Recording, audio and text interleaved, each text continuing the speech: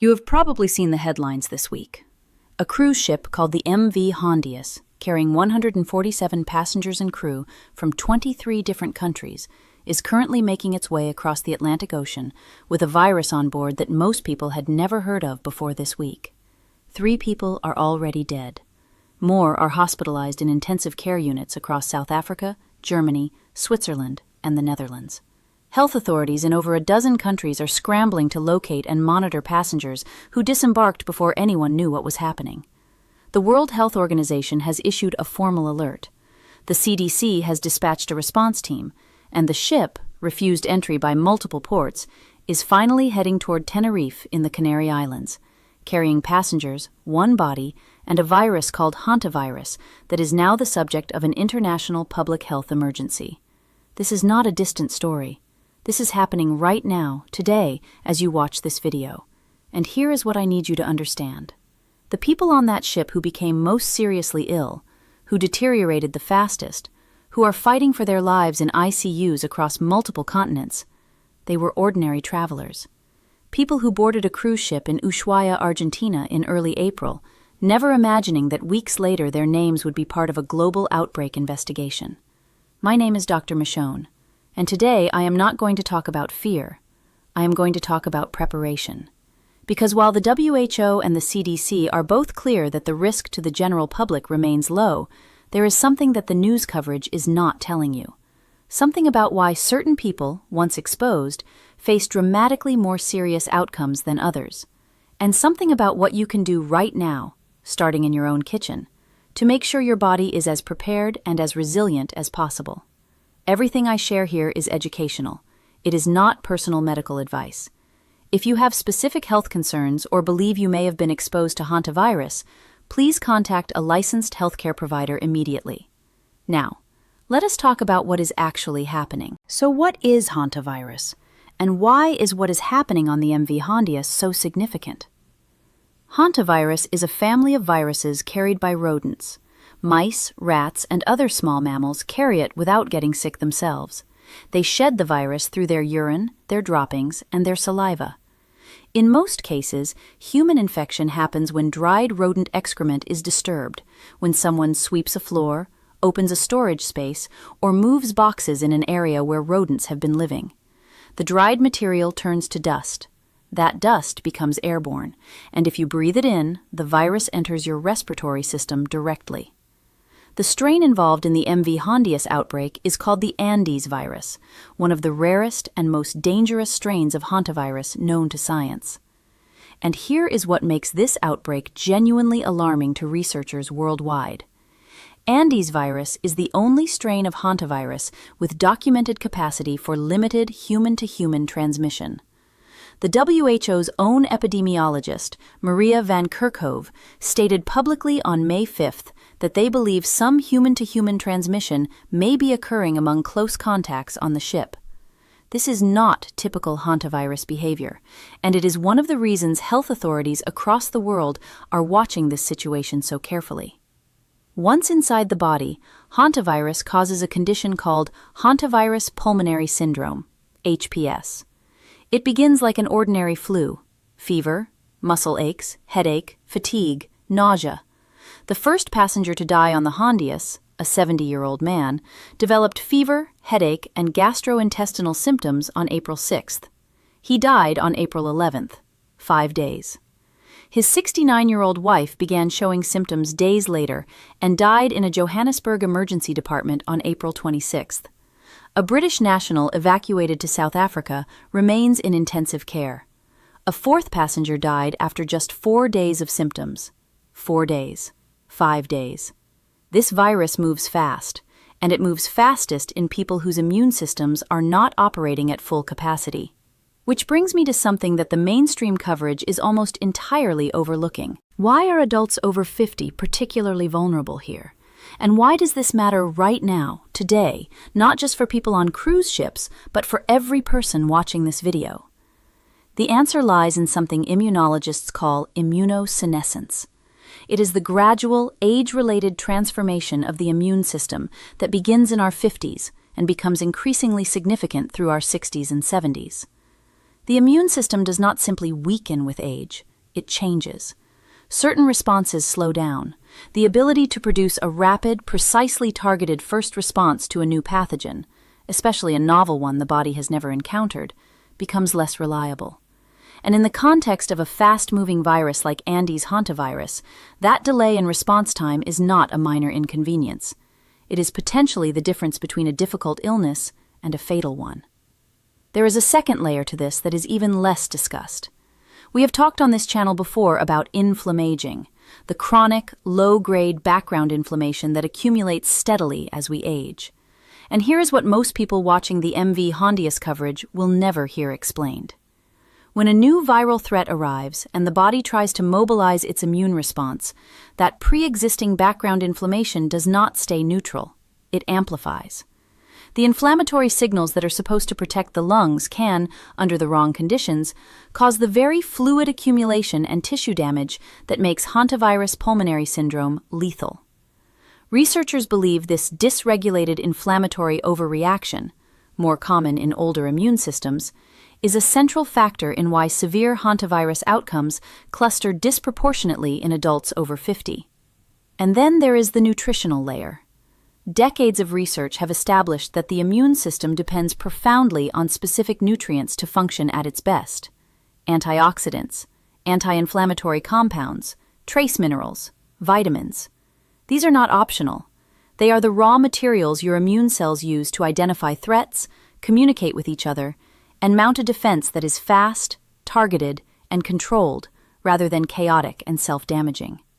This is where we go from fear to action. The 5 foods I am going to walk you through today were chosen specifically because of their documented roles in supporting the exact biological mechanisms that matter most in the context of a respiratory viral infection like hantavirus. Antiviral activity, respiratory mucosal defense, controlled inflammatory response, immune cell activation. These are not general wellness claims. These are specific, researched mechanisms. And I am going to explain each one clearly so you understand not just what to eat, but why it actually matters at the cellular level. Before the countdown begins, I want to say this directly. I am not telling you that eating these foods will protect you from hantavirus infection if you are directly exposed to the Andes virus in a contaminated environment. That is not what this is.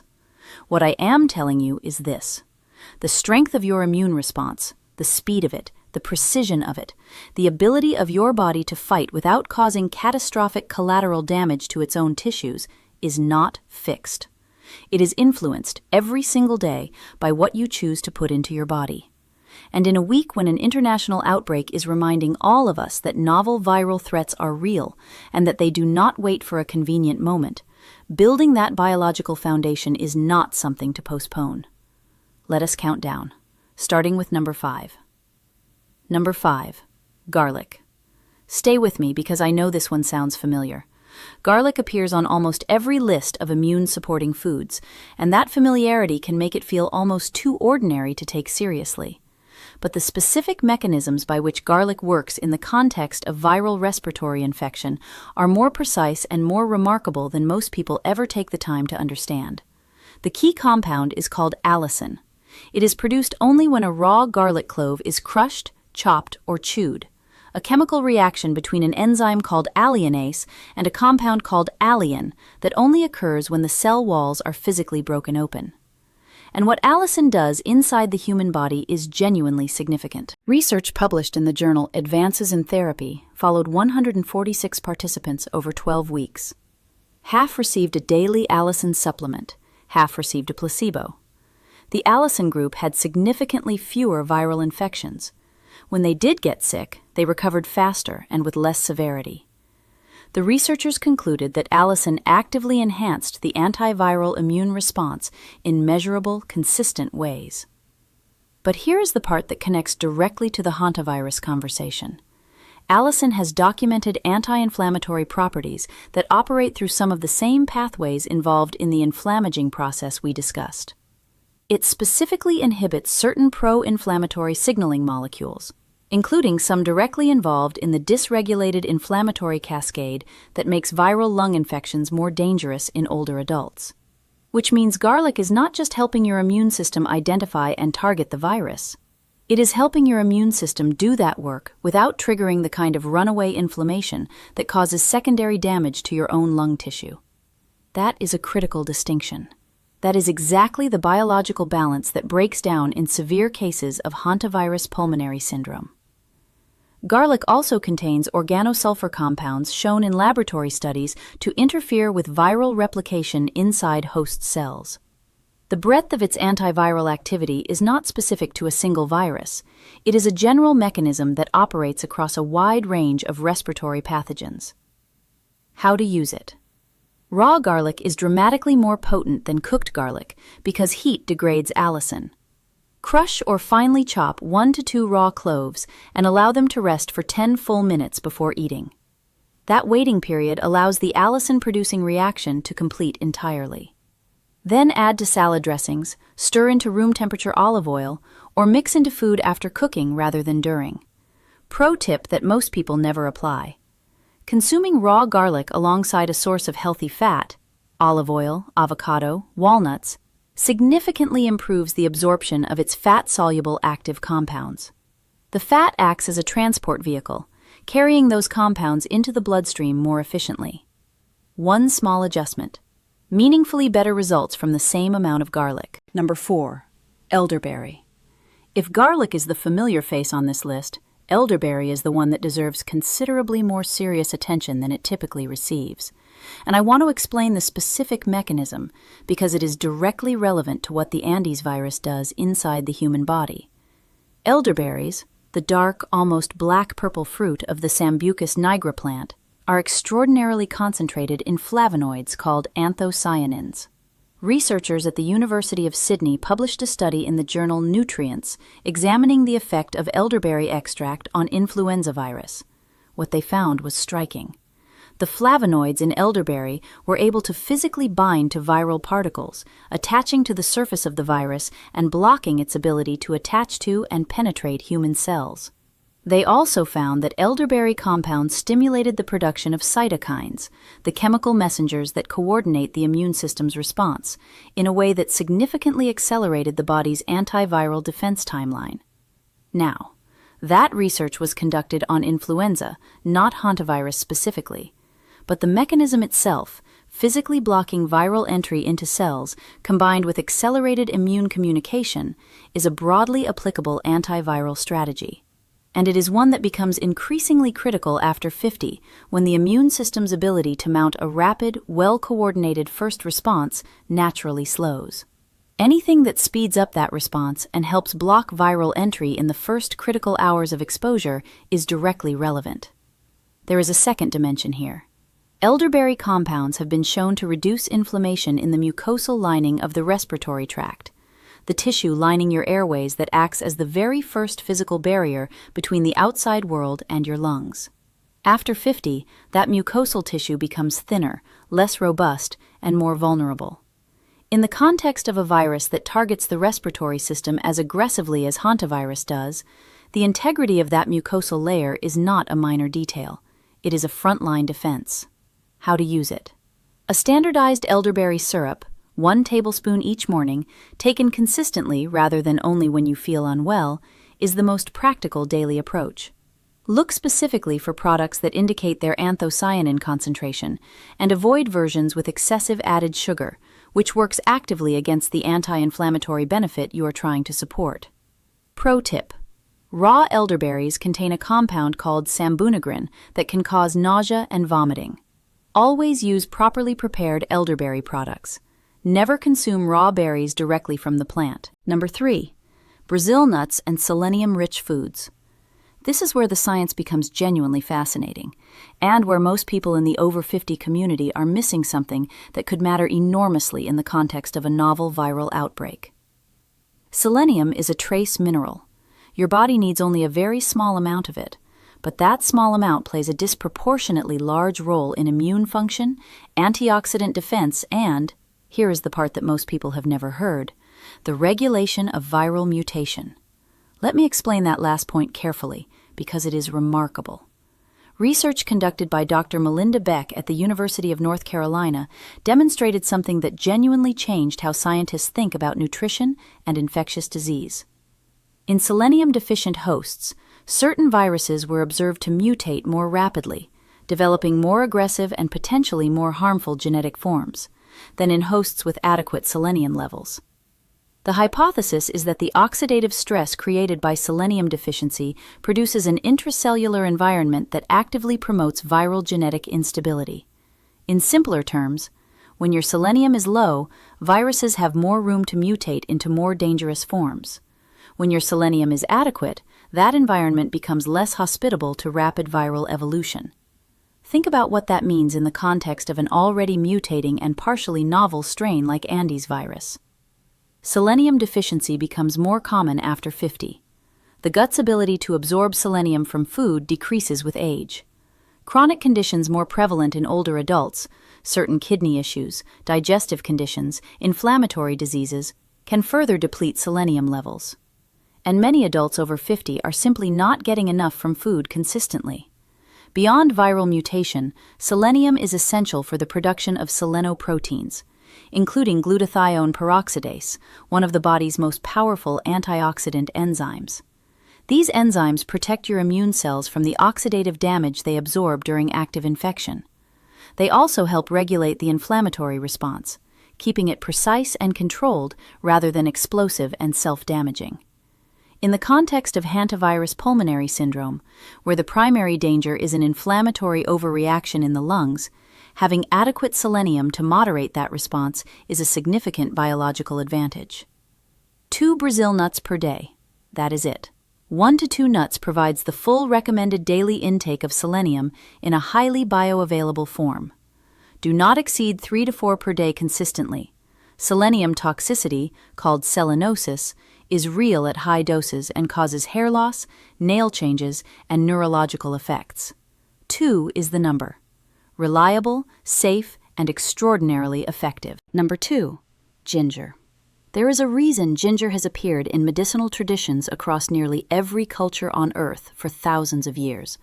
Not simply because it tastes warming and pleasant, though it does, but because the compounds inside fresh ginger root do things inside the human body that modern pharmacology is still working to fully understand and map. The primary active compounds are gingerols, present in fresh ginger, and shogaols, which develop when ginger is dried or heated. Both have been studied extensively for their anti-inflammatory, antioxidant, and antiviral properties. But it is their specific effect on the respiratory system and on the immune response at the mucosal level that makes ginger particularly relevant to this conversation. A study published in the Journal of Ethnopharmacology examined the effect of fresh ginger extract on human respiratory syncytial virus, a common respiratory pathogen, in both cell culture and animal models. The researchers found that fresh ginger inhibited viral attachment to respiratory cells, reduced viral replication, and, this is the part that matters most, stimulated the mucosal immune cells lining the airways to produce a specific protein called interferon beta. Interferon beta is the body's early warning signal.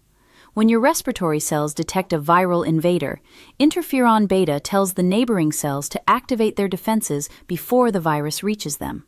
It is the immune system's alarm system, and after 50, the production of interferon and other first response signaling molecules slows measurably. Anything that enhances and accelerates that early warning system has direct practical value. Ginger also inhibits NF-kappa B activation, the same inflammatory switch involved in inflammaging. Gingerols reduce the production of pro-inflammatory cytokines without suppressing the immune response entirely. That balance, supporting the immune response without allowing it to become catastrophically inflammatory, is precisely what the body needs when facing a respiratory virus that kills through inflammatory overreaction in the lungs. How to use it. Slice or grate a 1-inch piece of fresh ginger into hot water. Steep for 7 to 10 minutes. Add a squeeze of lemon and a small amount of raw honey. Drink it in the morning. Dried ginger can be added to soups, stews, and smoothies throughout the day. Consistency over weeks and months matters far more than quantity on any single day. Pro tip: Gingerol bioavailability increases significantly when consumed alongside black pepper. Piperine, the compound responsible for black pepper's heat, activates gut enzymes that enhance absorption of ginger's active compounds in the same way it enhances curcumin.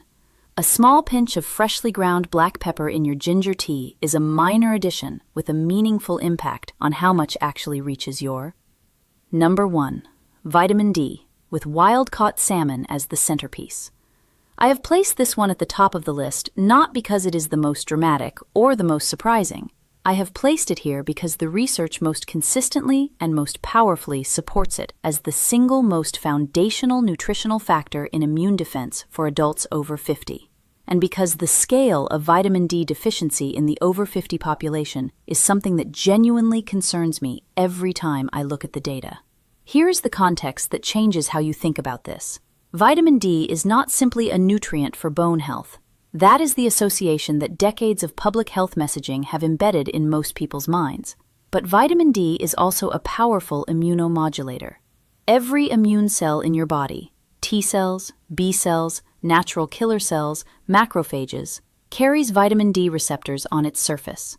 Vitamin D does not support the immune system from a distance. It communicates directly with individual immune cells, influencing how they activate, how quickly they respond to a detected threat, and critically, how they regulate the inflammatory cascade once a response is underway. A 2017 meta-analysis published in the British Medical Journal, examining data from 25 randomized controlled trials involving over 11,000 participants, concluded clearly that adequate vitamin D levels were associated with significantly reduced risk of acute respiratory infection. The protective effect was most pronounced in individuals who were deficient at baseline. After 50, that describes a very large proportion of the population. Why does deficiency become so common after 50? The skin's ability to synthesize vitamin D from sunlight decreases with age, by as much as 70% compared to younger adults. Many older adults spend less time outdoors. Those in northern latitudes receive insufficient UVB radiation for significant portions of the year. Body fat sequesters vitamin D, making it less bioavailable. And the kidneys, which convert vitamin D into its active hormonal form, become less efficient at this conversion as they age. The result is that enormous numbers of adults over 50 have vitamin D levels that are technically above the threshold for deficiency disease, but far below the levels associated with optimal immune function. In the context of an aggressive respiratory virus, that gap matters. Wild-caught salmon is one of the richest dietary sources of vitamin D available. A single 3.5-ounce serving of wild-caught sockeye salmon can contain between 600 and 1,000 international units.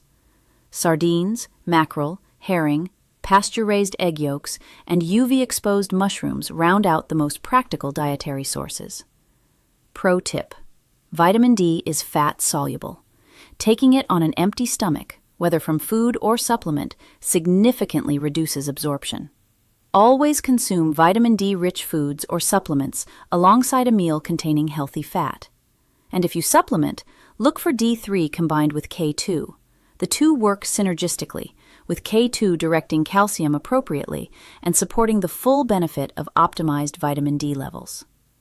Now that we have covered the 5 foods, I want to talk about the additional prevention layer. Because nutrition is one part of your defense, environmental awareness is the other. And in the context of the MV Hondius outbreak, there are things being widely misunderstood that I want to address directly. The first thing most people are getting wrong when they read the news coverage is assuming that Hantavirus is something that only happens in specific exotic locations or on cruise ships traveling to remote destinations. The index case on the MV Hondius, the first passenger to develop symptoms and die, was a Dutch man who had spent 4 months traveling through Chile, Uruguay, and Argentina before boarding the ship. He returned to Argentina from Uruguay only 4 days before departure. The exposure almost certainly happened on land, in rural or semi-rural environments, before the ship ever left Ushuaia. The ship did not create the outbreak. The ship concentrated and revealed it. And that matters for you. Because rural environments, garden sheds, old storage spaces, vacation cabins, basements, and garages exist everywhere. Not just in South America, not just on cruise ships. Wherever rodents live and leave their excrement, Hantavirus can be present. And the activity most commonly associated with infection is exactly the kind of routine task that most people over 50 do without a second thought. Cleaning out a space that has not been used in a while. Rule 1. Never dry sweep or vacuum in any area where rodent activity may have occurred. Ventilate the space for at least 30 minutes first. Then, spray the area with a disinfectant solution, 1 part bleach to 9 parts water. Allow it to sit for 5 minutes and wipe up with paper towels that go directly into a sealed bag. This is the CDC's recommendation. It is not excessive caution. It is the right procedure. Rule 2. Wear respiratory protection in any enclosed space that has been unoccupied and may have had rodent activity. An N95 mask provides meaningful protection against airborne particles.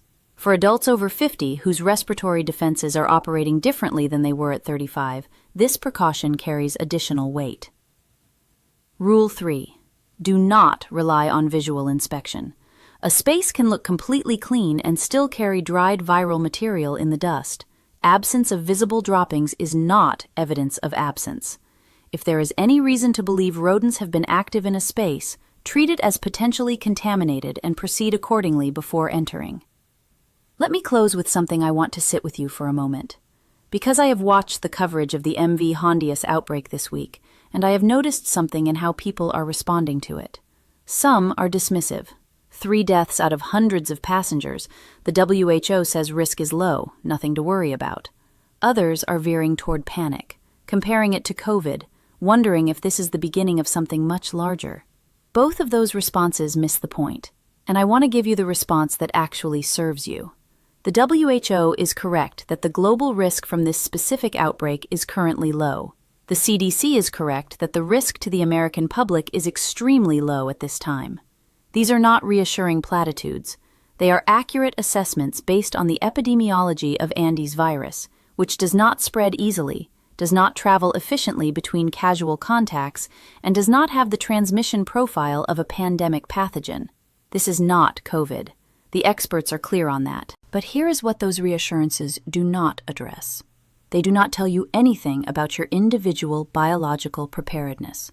They do not tell you whether your immune system has what it needs to mount a fast, precise, and controlled response if you were ever exposed to a novel respiratory pathogen, Hantavirus or otherwise. They do not tell you whether your vitamin D levels are where they need to be, whether your body has adequate selenium to prevent viral mutation escalation, whether your respiratory mucosal immunity is supported, or whether your inflammatory response is calibrated to protect rather than destroy. Those things are not determined by the global risk level. They are determined by what you do consistently, every day, in your own kitchen and in your own life. Garlic, for allicin and intelligent inflammatory modulation. Elderberry, for flavonoids that block viral entry and accelerate immune communication. Brazil nuts, for selenium that controls oxidative stress and may limit viral mutation. Ginger, for respiratory mucosal immunity and interferon production. Wild-caught salmon, for vitamin D that speaks directly to every immune cell in your body. 5 foods, specific mechanisms, real biological preparation, not a cure, not a guarantee, but a meaningful, consistent, cumulative contribution to the immune environment inside your body, the environment in which a threat either meets a prepared defense or finds an opening. The ask is the same as always, not dramatic, not expensive, not complicated. Start tomorrow morning. 1 change, 1 food, 1 step toward a body that is more ready than it was yesterday. That is all this has ever been about. I want to hear from you now. Looking at this week's news about the MV Hondius, did it change how you think about your immune health?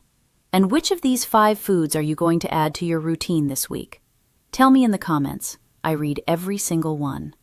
If today's video gave you something useful, please hit the like button and subscribe to the channel.